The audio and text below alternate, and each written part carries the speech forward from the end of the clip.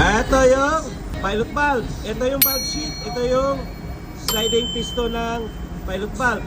Ngayon, pag may centrifugal force, itong piston na ito ay mag-seal against dito sa valve sheet. So ngayon, sasarado na ang dito.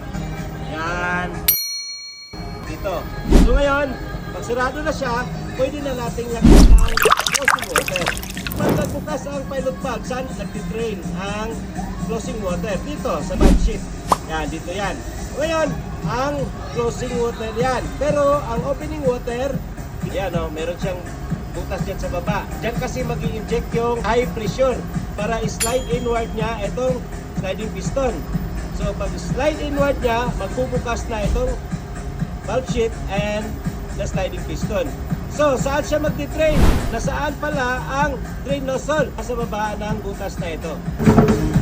Yan ang drain nozzle.